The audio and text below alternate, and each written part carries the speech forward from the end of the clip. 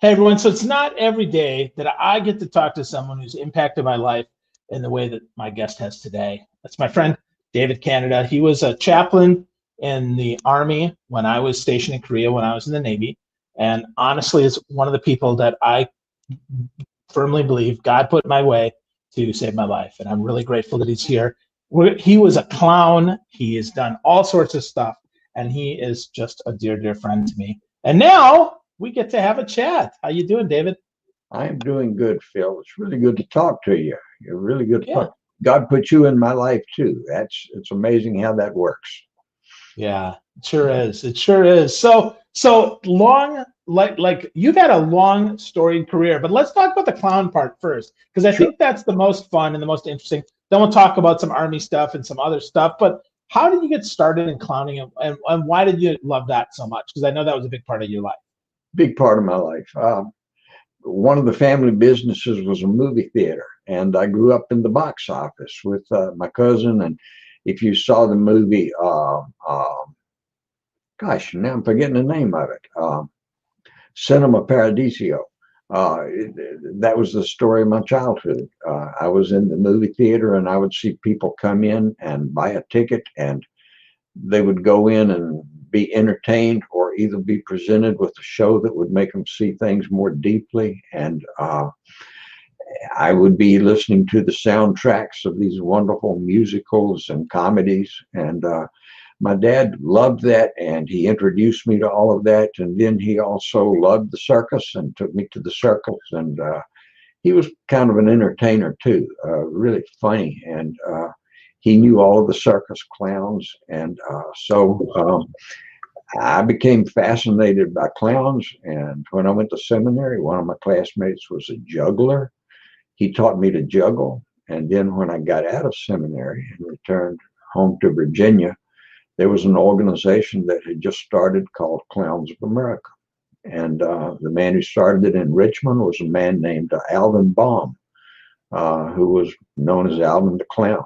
He'd been with a lot of circuses, and he kind of took me under his wing and mentored me, and I started doing shows and did a whole lot of stuff. So I've been doing that and did that kind of as a side thing, for many, many, many years. And it was a big part of my life. I love helping people laugh and helping people see the happier side of life. And, clowning can be used to show some of the tragic things in life too, and present them in a way that people are able to accept them and maybe find light and humor in them.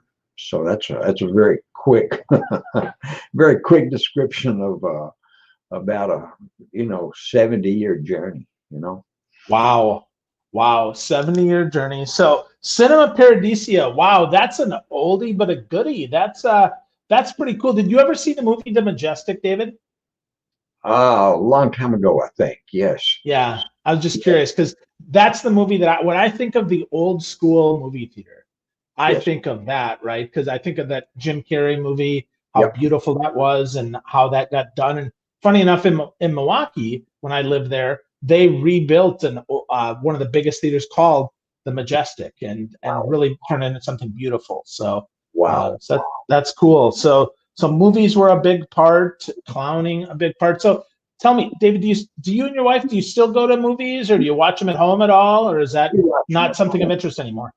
We watch them at home. I got to the point that going to the theater was a bit of a chore because I have Parkinson's, and walking around in the dark is not as easy as it used to be. But I still enjoy films and watch them on TV a lot, and still enjoy being entertained, and still enjoy seeing films so that I can be taught and educated in new ways of thinking. So Awesome. That's great.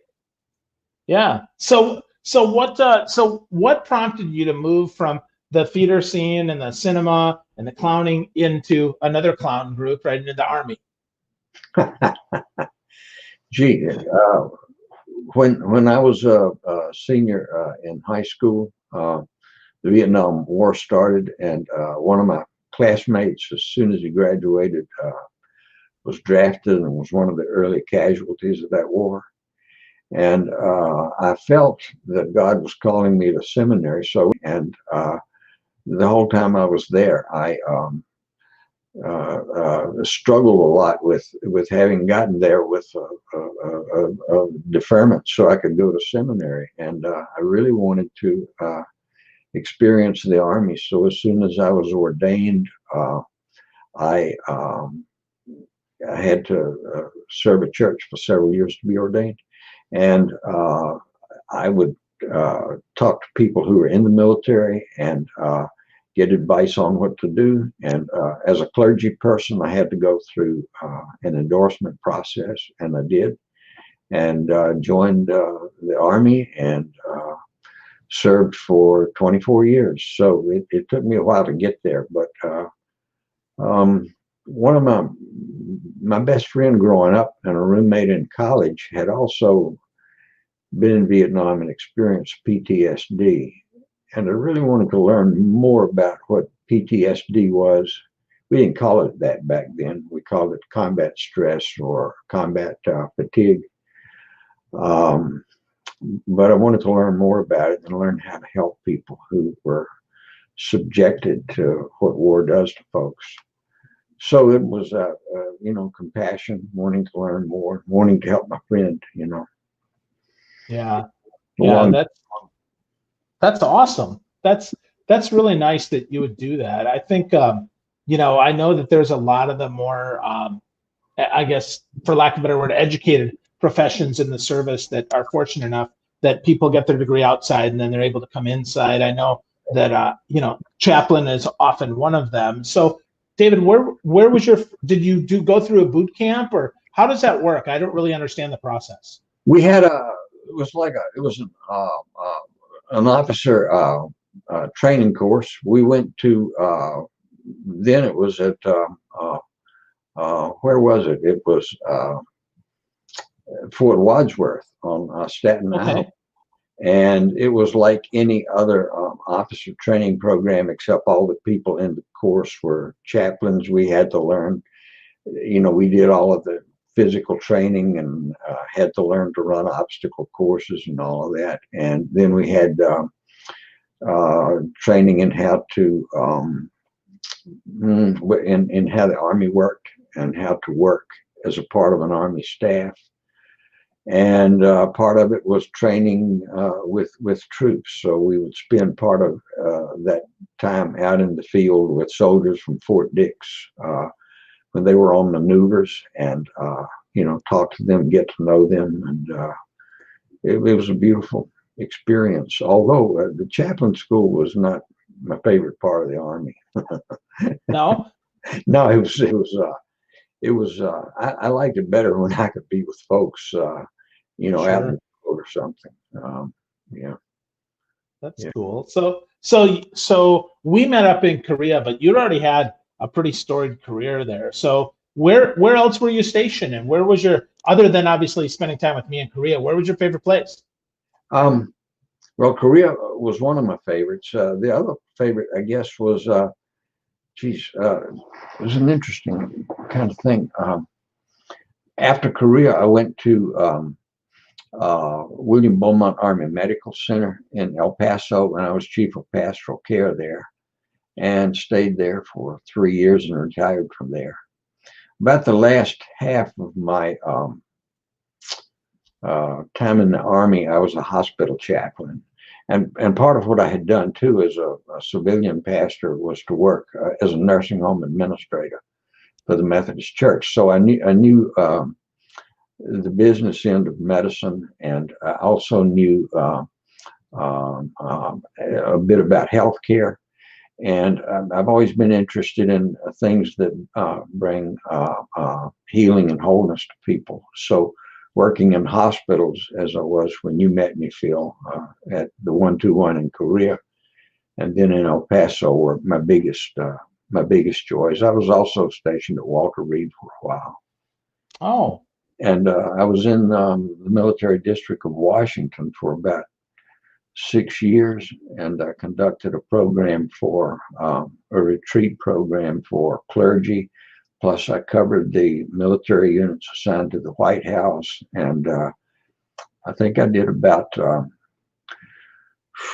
400 to 600 funerals at Arlington. So I got a chance to experience a lot of stuff that was going on in, Washington. That was during the late 80s, early 90s.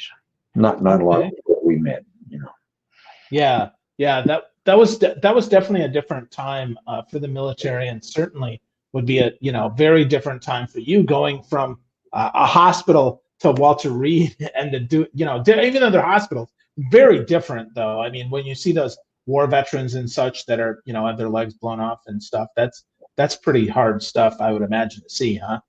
Yeah, it was pretty tough. It was pretty tough. But, I always like to be with people. And a lot of times, I don't like to see people suffer, but a lot of times the wounds that we have, whether they're physical or spiritual or emotional, somehow open us up to learning and growing and going deeper into our own hearts and learning more about compassion and loving. So had a chance to be with a lot of people who had very vulnerable parts of their lives, were open to the care that others could give them, and taught us a lot about life. Yeah.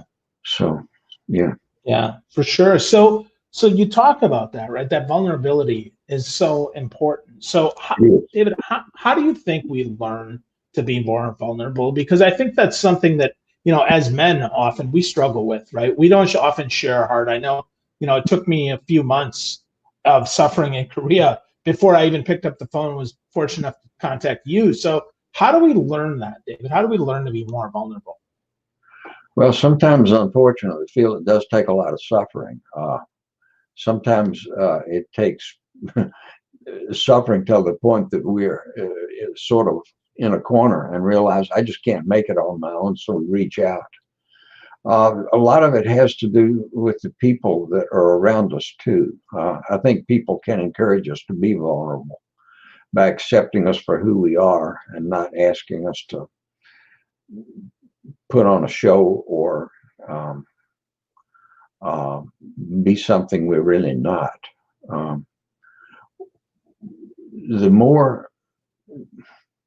The more that we can spend time, just whether it's through going through, if we're religious, going through devotional practices that mean something to us, or being with people we know bring us life, the easier it is for us to open up. If we're really talented and we work for an organization, a lot of times it's easy for that organization to use us until they use us up.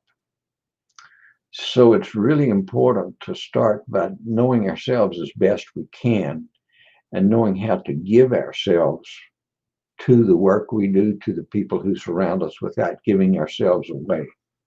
We're all precious, and we're not put on this earth to be used up, but to share, Mm-hmm. Yeah. It's beautiful. No, that's very helpful, and I think instructive for a lot. And that point about sharing, I think, is so very important, that as we, to learn to be vulnerable, it starts often sharing something small and maybe being vulnerable with someone that we trust, someone that we love, someone that we can find something in common with. But it also starts sometimes just with listening to somebody else be vulnerable, which then can give us that permission. And you do that really, really well. I think one of the things that you do best, that you were so wonderful at when I spent time with you, is the listening piece, and just sitting still and really listening. Did you take, are there classes that you've taken or wonderful books that you've read or anything, David, that have helped cultivate that listening habit that you have, that listening practice that you have? Because genuinely, you are very, very good at it. Well, I appreciate you saying that, Phil. I always think I need to get better at it. I've done a lot of training in listening. Some of the training I took as a chaplain helped me with that. chaplain I had, training I had in pastoral care, teaching me how to listen. And I've learned more, I think, from the people who came to me. I really try to let every hour I spend with someone be an opportunity where that person can teach me something and help me grow. So, you know, the remarkable thing is that when we care for other people, we actually expand our own hearts, and we learn and grow in the process. I'm right now involved with an organization called the Shalem Institute for Pastoral Care, or for spiritual formation. We're in Washington, D.C., and we have programs that where we train people to be spiritual directors. That's people who can listen and be attentive to what the other is saying. So I help to train other people to do that. Wow. A lot of fun for me, you know. I bet. Yeah, that sounds great. Well, you said something that's really resonated with me, David, and that is when we care for other people, that we expand our own hearts. And I think that's a good thing to remind ourselves of, is that, you know, the gift of caring is a gift not just for, you know, as I care about you, but it's a gift back to me that really reflects and magnifies back. And that's such a great lesson. I know that sometimes I forget that too, right? I think that, you know, sometimes I feel depleted. I've given what I can, but it's a great reminder that if we give really, you know, without expectation, I think that's the key to that gift, is just to give without expectation and just be present and be there. That really fills us up. So, Yeah. yeah. So you talked about the Shalane Institute, and I know you do, you know, you're a Kindred Spirit Project. You get involved in a lot of this stuff. And David, frankly, I mean, you are still so active. You just impressed me. So can you talk me through your kind of your daily routine? Because you're more active than I am on Facebook, and that's saying something. Oh, geez, what can I say? I get up fairly early in the morning, and sometimes I'm up. Well, I'm always up by 6 o'clock, and I often have prayers for an hour before I get up, and I do what I call it's called intercessory prayer, which is not asking God how to fix anybody, but remembering people, remembering things. And I'll just, for example, I can in my prayer mention Phil, and when I mention you, I'm simply lifting you up, because I believe that there's this wind and breeze of love and grace that flows through all of creation. And when I lift you up to that, I believe that it helps and lifts you. And I do that with all the people in my life. And, you know, I've had so many people in my life, it usually takes about an hour just to go over the list of names of people and, you know, institutions, programs, things I care about. I just lift them all, name them. And that starts my day in a positive way, because it fills my mind and my heart with things and people that have given me life. And it also reminds me of the people that I know and the things that I know that are struggling or broken. And it, you know, reminds me that there's still a reason to keep living and keep loving and doing the best I can to help make the world a more loving place. So then I eat breakfast, and several days a week we have Kindred Project prayer gatherings. We're now doing them over Zoom. The one on Tuesday, we had this week 34 people from all over the country and from Europe coming in, and we do a short meditation, sometimes a psalm or sometimes a poem by Mary Oliver or someone, and then we sit in silence for 20 minutes, and then we have the conversation that flows out of that silence, and it's just a beautiful experience. And then I'm usually on the computer, and you mentioned my time on Facebook. I've been concerned a lot of times by Facebook and Twitter and about a lot of the garbage that's out there. But what a long time ago I felt a need to do was to help claim that as sacred space and holy space. You know, cyberspace can be either a constructive, positive thing or a destructive thing. And so I intentionally look for things that I know will help people to think and take things to heart.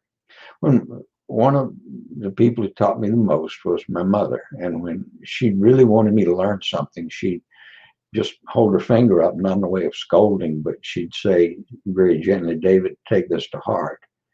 And I think she helped me to learn to move from up here, keeping everything in my head, to taking it into my heart and looking at it more deeply. So, you know, when I'm listening to people, whether it's in some kind of pastoral care or spiritual direction, I really try to take what they're saying and move it into my heart so that I can really hear and feel the heart and soul of that person. So that's my morning. Afternoon, I'm usually taking a nap part of the time, and then I do some more work on computer. I do a lot of corresponding with people. Right now, I'm writing a memoir. I live with my wife in a retirement community. We live in an independent living home or cottage, and we have dinner together. We're together off and on during the night, and in the evening we go to bed and watch a little bit of TV, try to watch something very entertaining, and then we have prayers together. And we're usually turning out the lights fairly early, about 8 o'clock or 8:30, you know. And so that's my day. Beautiful. No, that's good. That's good. Well, you said a lot of good stuff there, though, that's helpful for us. I think, you know, sitting quietly is something I know I don't do enough of. You know, just listening and being present. Even if nothing is said, I think listening is important. And, you know, the prayers and meditation, really important as well. And then looking for those good things and remembering those people and those places and those businesses and those organizations that have impacted your life. I think that's really important. I mean, that does it reminds us of our purpose. It reminds us of why we're here. It reminds us that it's not just about us, it's about the big us, right? It's the bigger us, which I think is really, really good. So wow, yeah, just a lot there to process. And as I listen again, there's just so much there that's instructive. And then the turning in early, you know, it's funny, David, I will tell you that until the last probably year or two, I would burn it at both ends. I was go to bed at midnight, up at 6 or 5:30, 6 o'clock. And now I'm also getting to bed earlier and making sure that I can get up earlier, getting rest, because rest is so important. We have to restore. Yep. Right? Yep. Yeah. It really is. It's a restoration and a recreation process. And it strengthens us for the new day and whatever comes ahead, you know. I learned when I was in the Army to fall asleep like that. You know, sometime we'd be in an aircraft hangar with a bunch of troops waiting for a plane or on the ground. And if we had 15 minutes, I learned how to just lay down and go to sleep. But it's so going to sleep is not a problem. Staying asleep for me is more difficult. And I think to do that, I need to be calm when I go to sleep, and, you know, go to sleep with the intent of resting, you know. Yeah. So. Yeah. Being calm. Yeah. Being calm is hard. Being calm is a lot harder. It sounds easy, but it is hard. We have to calm our minds, calm our hearts. Yeah. It requires intention. You know, it doesn't just happen. We really have to seek out those things in those places where we can be calm. And if we can't be there physically, take the time to sit and meditate on them, you know, picture them in their mind, visualize them, and let our spirits just calm down. It's easy just to wear ourselves out these days. Whew, yeah, it sure is. It sure is. So David, well, let's talk a little bit about the time in Korea. And I'll be a little vulnerable here. I know that was a really hard time for me, and I'm really genuinely grateful for the time that I got with you. Was that, I mean, my experience where a combination of homesick, newly married, was very, really away from home for the first time, all of that, swarming about. And that was frankly, that was the year that we were expecting that Kim Jong-il was going to, attack South Korea. I mean, there's a lot of stress there. So is that pretty typical of soldiers and sailors and airmen that are stationed overseas, or how does that work? That's my experience, Phil. That's my experience. That was a particularly difficult time. It's often more difficult when soldiers are over there without their families, unaccompanied, particularly if they've got kids. Would probably, I spent the other part of it too. Some of the hardest times in our life are often when we're in late adolescence and early childhood, or we're newly married and we've just become parents. And those are tough things to navigate without all the stress of having to be away from your family, or to be in a place where you're having to be prepared to go to war. And it's just really tough. So it really requires, I think, and that was one reason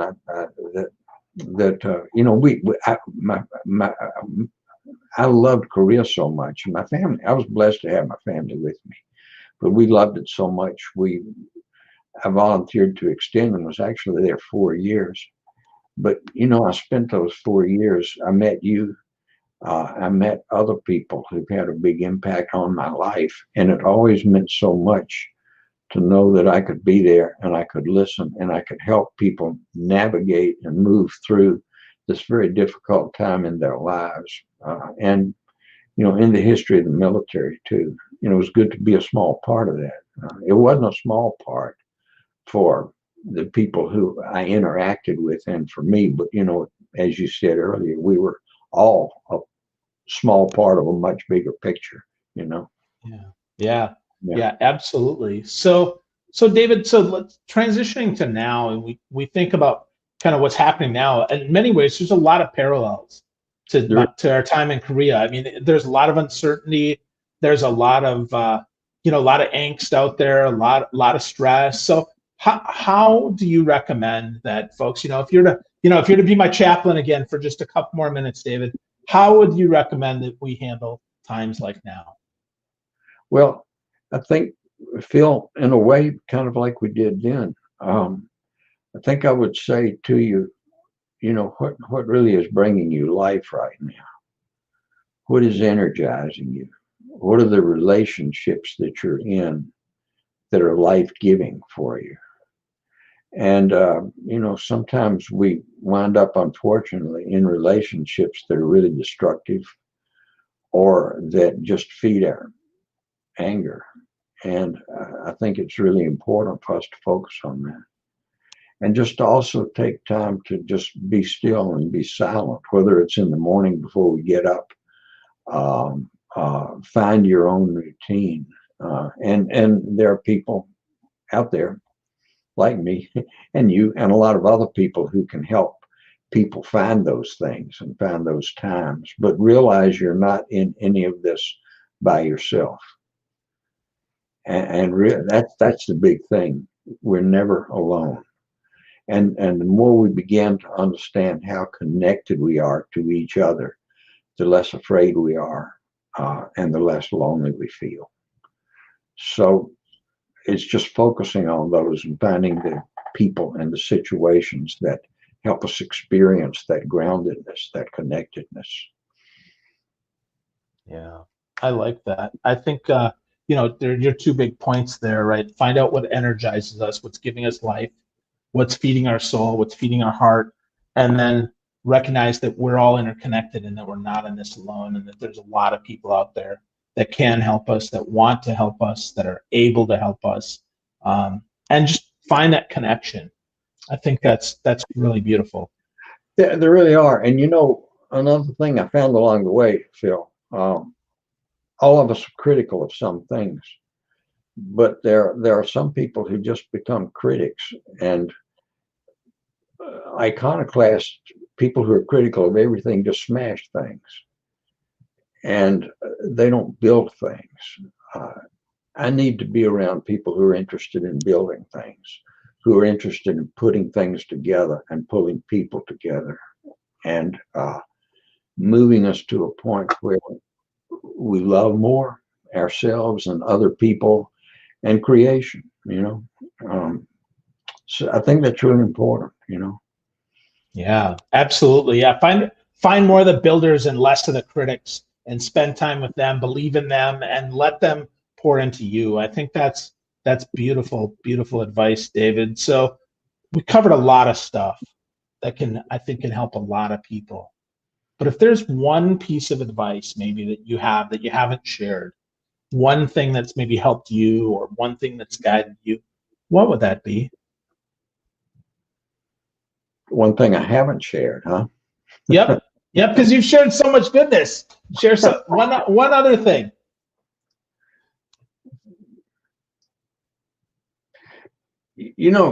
What's really important, I think, is not where we end up, but it's the journey we're on. And being able to be content on this journey and focus on this very one moment we have. Whether you and I are sitting knee to knee to each other in my small office in Korea, or whether we're sitting here miles apart over the internet, we're together. Treasure this moment we're together, and live fully into this moment. And I think that's really what life is all about. Yeah, I think so too. Yeah, share those moments, be really present there, and just understand how connected we are across the miles. Whether we're sitting in your office in Korea, David, or right now, you in Virginia, me in Florida. Yeah. I appreciate you and I love you, and I'm so thankful for you, my friend. Thank I you, love David. you too, brother Phil. It's so good to be with you. Yeah, you too. Thank you so much. And thank you everyone who's watched, listened, and been a part of this today. Hopefully you'll spend some time today just being present with those that you love too.